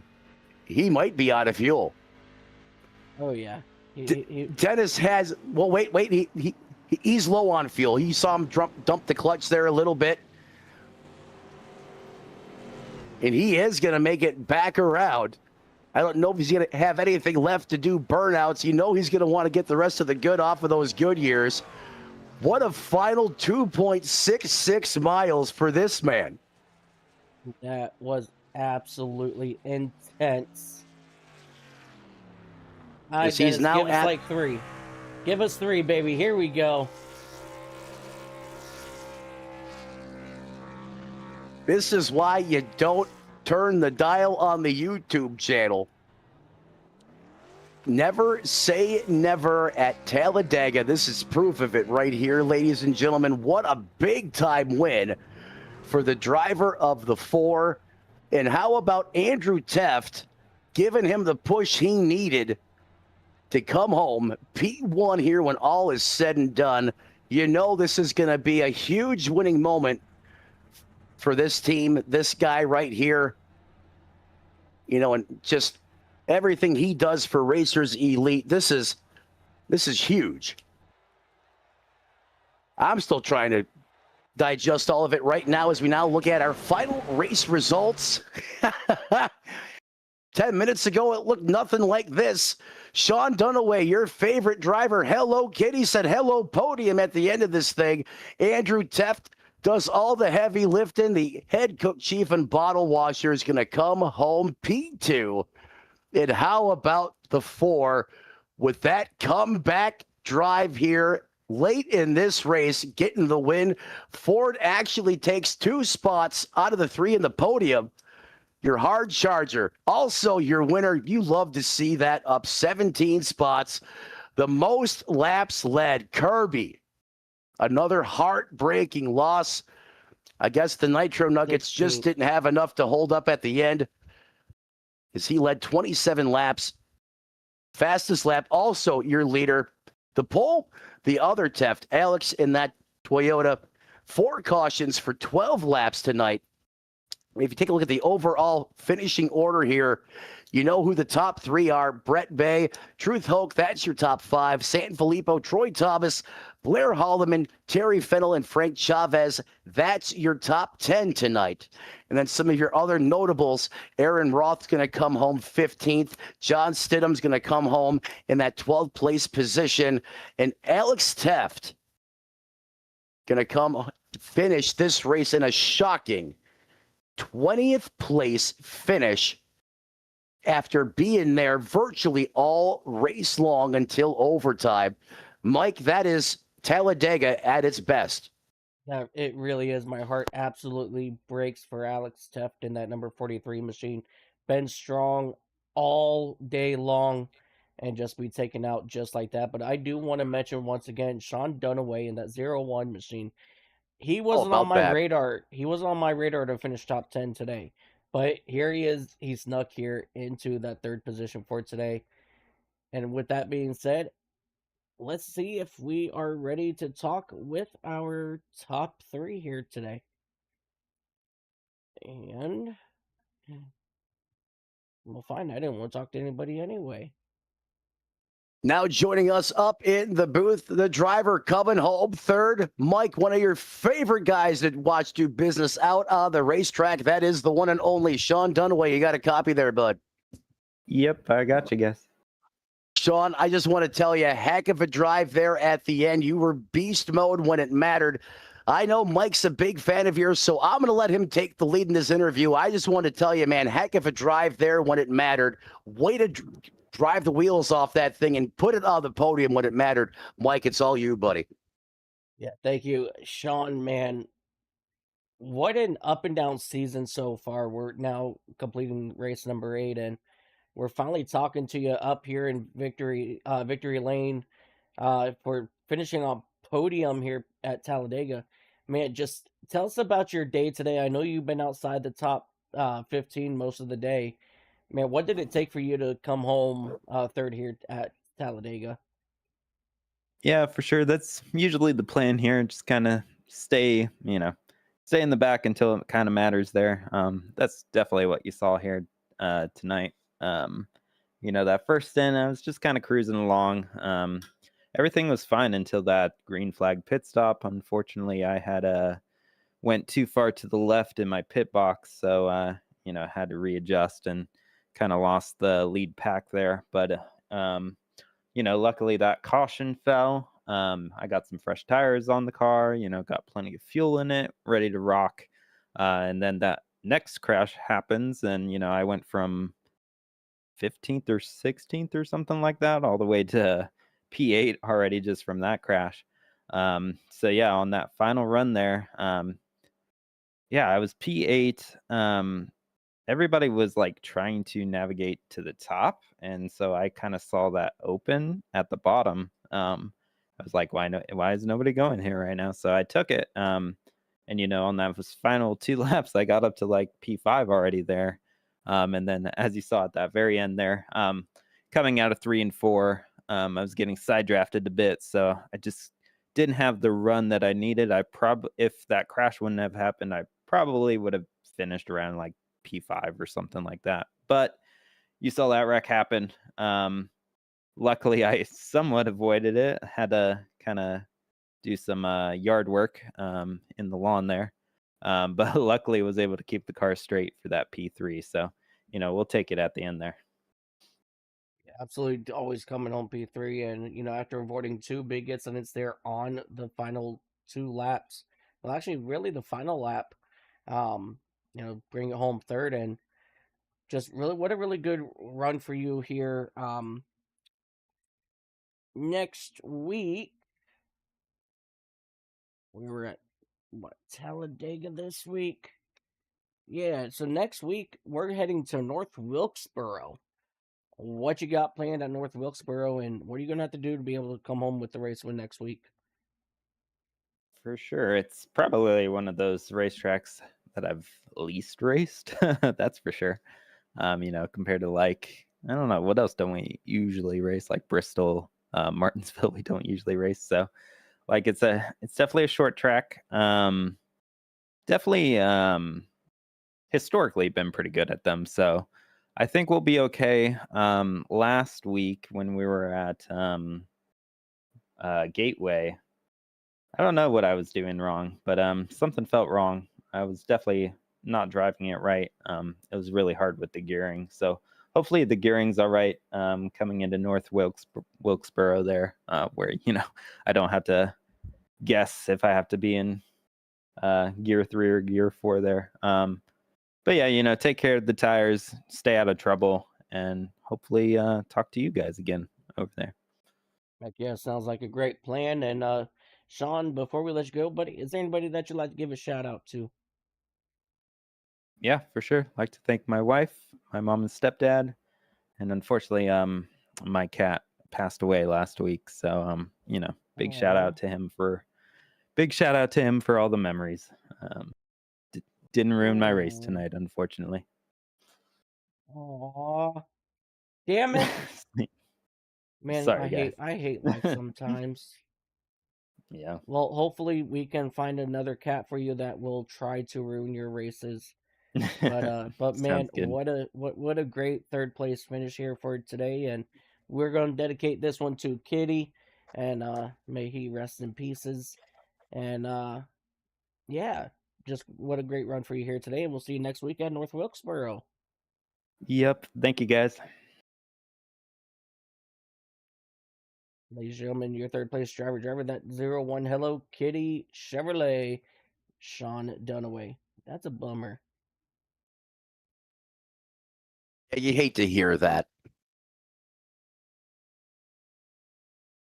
And you're right, buddy. Sometimes life is unfair, and we all come into this world, whether you're human, whatever walk of life you are, or whatever, however you identify. We all come into this world and leave it one way or the other. It's bound to happen, but it's still, you hate to hear, just the sound of, pain in his voice and things like that. But what a drive for him this evening. Big come from behind moment for him tonight as he really turned it on in overtime and comes home with a solid P3 finish. Yeah. That should help him get some mojo going back in his corner. Let's see if that's the spark he was looking for. Yeah, absolutely. And I believe you caught up with our runner-up driver of Andrew Teft. Andrew Teft, you got a copy up in the booth. Yeah, I got you. Well, hey, man, talk to me about this race. I mean, I'm not sure what you didn't do out there on that racetrack. That Ford EcoBoost truck was strong from the drop of the green flag. It seemed like you had all the right moves in your back pocket. We get late in that race. You put yourself in position. You elect to have Kirby lead that group of trucks you were working with. And then in pure Talladega fashion, there's a late race caution. What's going through your mind at that point in time, coming to that overtime restart? Because it seemed like you had everything all figured out there. Walk me through those final moments of this race from the cockpit of your truck. Ultimately, you come home second. Just what was it like inside the cockpit of the truck, and what was the mentality as the focus shifted from perhaps a single file group effort to now we're going full blown wide open overtime racing? Yeah, I forget where I was going to go with that, but I knew I had enough fuel to make it probably all the Green-White-Checkers and that I could just stay out. So I was kind of thinking who might top off if fuel might become an issue. I knew I had an advantage there that I didn't need to come in. And I was also thinking, holy crap, I don't know how I saved that because it kind of got clipped in the right rear in that late yellow, but managed to keep it straight somehow. And I think I restarted fifth. And something else happened. A little bit chaotic there on the last lap. I started building the run, and saw Dennis and John up ahead, and I let him know if he pulled up, I could probably get him to the checkered. And he did. Unfortunately, John got turned there, and we both had to sort of evade down low, and that just I didn't really have to lift, so it just set me up for a really good bump, straight to his back bumper to the checkered there. So congrats, Dennis. And you certainly, from your perspective, or at least from the booth, it seemed like you were perfectly content pushing that Ford truck to victory lane. You were welded to his tailgate past the start-finish line. Was he out of fuel after winning that race? Are you aware if he was out of fuel or not? Because it seemed like he barely had enough juice to get back around. It seemed, did you have any knowledge of that number 4 truck being low on fuel on that restart? It didn't really come up. I think we knew he was at least good for this one. I think that was the first race. I can't even keep track. There was a lot going on there at the end of the race, but yeah, Dennis has always been good to me. So it's a pleasure pushing him to a win. It's been a little while, so it's gonna feel good. And I think even if I tried to kind of sneak to his outside there, it was kind of just an awkward maneuver after avoiding the wreck. That I don't know, I just didn't feel right. So just glad he got it. I couldn't agree with you more. Very well said. And again, you just seem to have all the right moves inside of that truck. Very decisive, direct with your decision making. And once again, a force to be reckoned with here at Talladega. Ultimately, you come up just a little bit short, but that was a heck of a drive, especially in overtime, staying out of all the carnage and chaos. Before we cut you loose, who do you want to thank who helps you get it done on the 98? The floor is yours. Yeah, I want to thank you guys for helping out in the booth and everybody that turned up to race and showed up to watch. And want to thank our servicemen and women, friends, family, team. Congrats again to Dennis. That's awesome. Another win for Chicken Coop. And see, we got a couple events coming up this weekend. There's an all-star race Sunday morning, and that's free to join. And this Sunday we've got Next Gen at Talladega, I believe. So we'll be back here again, just in a different car, 9:00 Eastern time. Should be another good time. Got a whole week of fun tracks and stuff coming up on Chase Time and all these different series too. So pressure's kind of amping up. Is, ladies and gentlemen, Mr. Restrictor. Anytime he is out there in any form of competition in Racers Elite, he is always a threat to win, and he shows us again why he is so good at what he does. Poised, calm, cool, and collected, even during the heart of the storm. Comes home second place. That is the voice of the one and only Andrew Teft. Mike, sending it back topside to you. Yeah, absolutely. And once again, ladies and gentlemen, driver of that number 98 Road Ranger Ford F-150. It's going to be Andrew Teft. And now, let's go ahead and bring up the man of the hour. Driver of that number 4 machine, Dennis Kane. Dennis, it's Mike and Matt up in the booth. Do you got a copy? Sure do. How you guys doing? Doing pretty good. We're doing fantastic after watching that. Hell yeah. What a run for you, Dennis. Man, all I could say is just, what was it like that final 2 laps? You're out front. You know you don't want to be there out front. And here you are now in victory lane. What did it take for you to get there? So there was the caution right there before the Green-White-Checkered. Kind of got some track position from that. Knew I was going to be behind Kirby on the restart. I really didn't lock up to his bumper like I should have. Then the 22 was able to come down. Kirby was trying to control both lanes. It's a teammate of mine, but I want to win too, right? So I pretty much just stayed at the bottom and kind of committed to the 22. I was just all over his bumper. I was not going to lift. I was going to try my hardest to make sure a run didn't come from behind us. But the high line was coming. Andrew had communicated the high line was coming. And we kind of had it, timed out to where I was going to go high. And so when the time came, it was now. I kind of came across the 22's bumper. I'm pretty sure I cleared. And it looks like he just came up just a hair on me. I didn't know if he was trying to block. He says he wasn't trying to block, but that's kind of just what it seemed like to me. Because, like I said, I wasn't going to go up and leave him a half a lane, between us and just balloon out.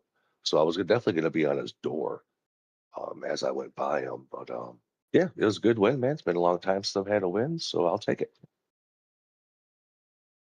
Hell, heck yeah, man! That was just all around. It was um, a very good, incredible run out of you in that number 4 machine. And Matt, do you have anything for your race winner today? Absolutely.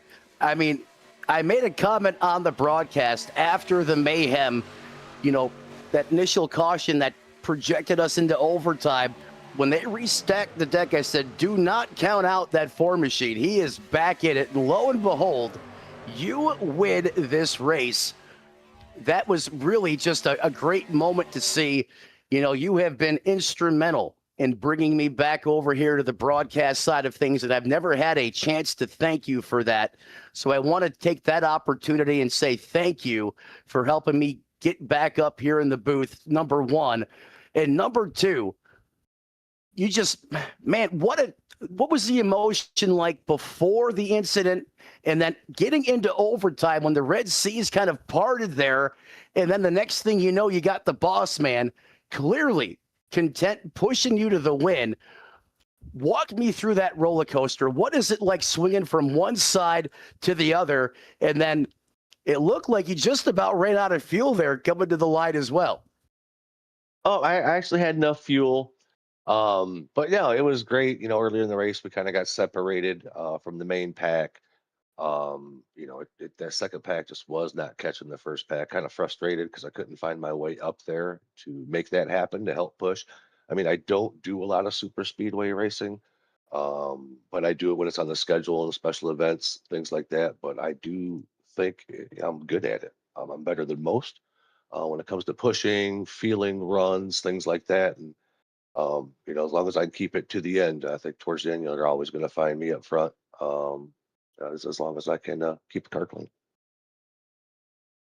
Absolutely. Very well said. Congratulations, man. It's great to see you back in victory lane up here in the booth and finally getting a chance to thank you for what you've done for me, and enjoy Glad this to have one. you back, Matt. Always glad to have you in the booth. You too, Mike. I appreciate you. We appreciate you, Dennis, and enjoy this one, man.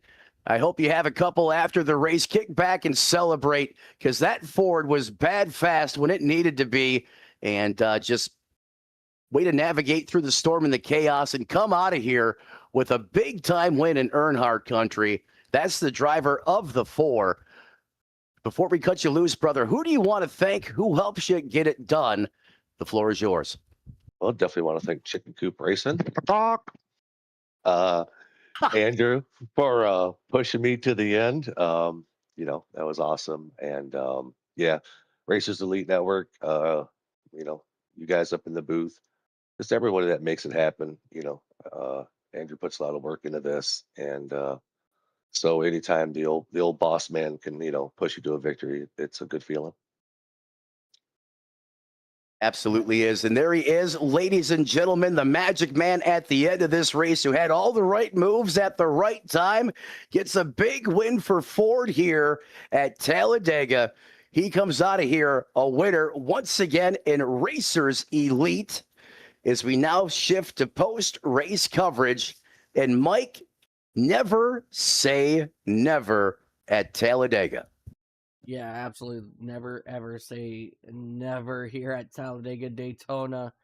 And, well, quite frankly, as much as we both hate to admit it, over at Echo Park Speedway, because anything can happen. And, with that being said, let's go ahead and go back here. Got a little bit of catching up to do here. This white flag. First, let's see what happened in that first incident.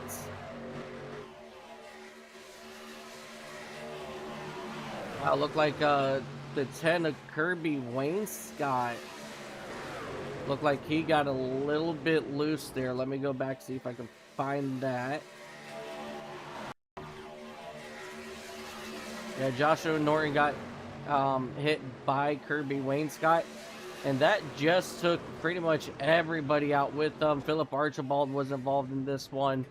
Hess was involved. The 77 of Alex Gates was involved in this one. And then we fast forward to the end of the lap in that number 22 machine. Jonathan Stidham,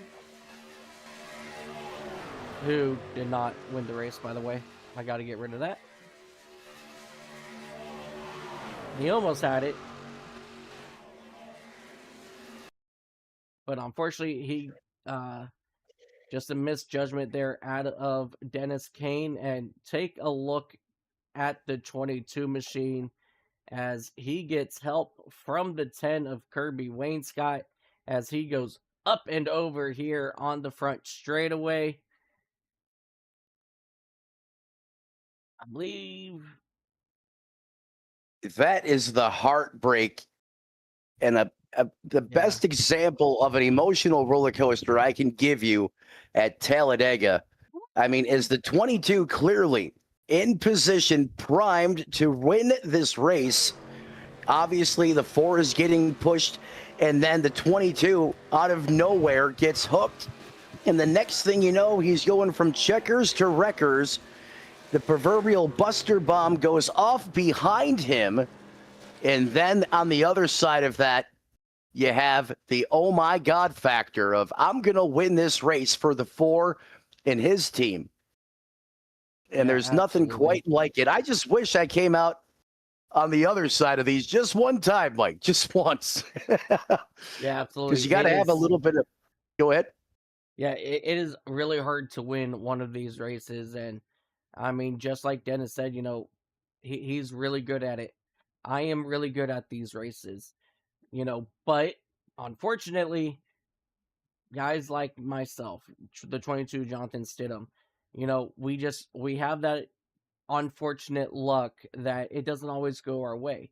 I can move people up through the field. People can move me through the field, get into the front. But when it comes down to it, it's very rare to see me in the top 5 at the end of the day. But you know what? You never give up because, like me, you love plate racing just as much as I do. And nonetheless, made for an exciting high-flying, high-octane racing event right here on Racers Elite Network. Again, don't forget, ladies and gentlemen, if you want to be on the racetrack with us Sunday, it's a next-gen event. It's a next-gen affair right here at this same racetrack. However, it's an early morning event. It's simple to get involved. Get with Andrew Teft. Go to racerselite.com. There should be a link on the website to get you right into the Discord. Once you're there, let one of the admins, tonight's winner, Andrew Teft, plenty of people and staff able to help you out and can get you involved, ready to rock and roll if you want to be out here doing business on Sunday. And as always, Mike, we got to close these things out. All good things must come to an end, including this broadcast. Once again, want to thank all the sponsors, all the men and women behind the scenes, the admins, Andrew Teft for all the hard work that he puts into this to make Racers Elite what it is. And as the late, great Tony Trapasso used to say, as you walk down the road of life this week, do us all a favor, don't play in traffic, and we'll see you next time right here on Racers Elite Network.